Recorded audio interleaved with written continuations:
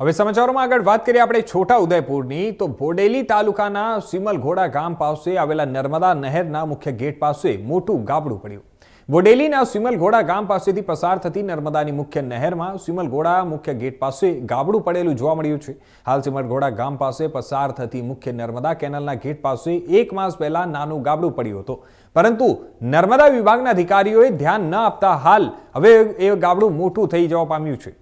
હાલ નર્મદાની મુખ્ય નહેરમાં પાણી ખૂબ મોટા પ્રમાણમાં પસાર થઈ રહ્યું છે અને આ વિસ્તારના ખેડૂતો સિમલઘોડા નર્મદાની મુખ્ય નહેર પાસે પડેલા મોટા ગાબડાથી ચિંતિત બન્યા છે।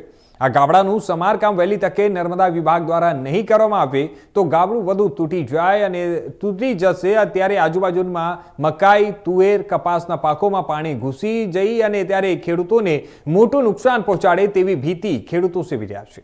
જો નર્મદા કેનાલનું ગાબડું તૂટી જાય અને કેનાલનું પાણી રાજબોડેલી, સિમલઘોડા, મોટી ઊનના ખેડૂતોના ખેતરમાં ભરાશે તો ખેડૂતોને પાકમાં મોટું નુકસાન વેઠવાનો વારો આવશે।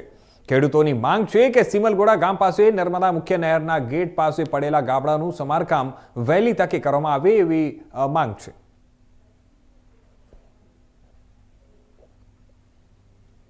બોડેલી તાલુકાના સિમલઘોડા પાસે મુખ્ય ગેટ પાસે એક ગાબડું પડેલું છે। એ પહેલાં થોડા ટાઈમ પહેલાં મૂકવામાં આવ્યું હતું, તેથી આ નર્મદા વિભાગના અધિકારીઓને ધ્યાન ના દોરતા અત્યારે એ ગાબડું મોટા પ્રમાણમાં થયેલ છે અને એ ગાબડાના લીધે એ વધારે પર કેનલ તૂટે તો લોકોના ખેતરોમાં પાણી ઘૂસી અને પાકને નુકસાન કરે એવું છે। તેથી નર્મદા વિભાગને વહેલી તકે આ એ કરવા વિનંતી છે। શું નામ તમારું? પરમાર દત્તપાલસિંહ પ્રવીણસિંહ। બોડેલી તાલુકાના સિમલઘોડા ગામ પાસે મેઇન કેનાલમાં સિમલઘોડા ગેટ છે, તેની નજીકમાં એક નાનું ગાબડું પડેલું હતું। અત્યારે નર્મદા અધિકારીએ કોઈ ધ્યાન ના આપ્યું, અત્યારે મોટું ગાબડું પડેલું છે અને અંદરથી માટી પણ ધોવાય છે। એટલે વહેલી તકે રિપેર નહીં થાય તો આજુબાજુના ગામમાં જેવા કે કડાસા છે, ઘોડદા છે, ઊન છે, રાજબોડેલી છે, સિમલઘોડા ગામ છે, એ બધા ગામોમાં નુકસાન થાય એવું છે અને પાકને પણ નુકસાન થાય છે। તમારી શું માંગ છે?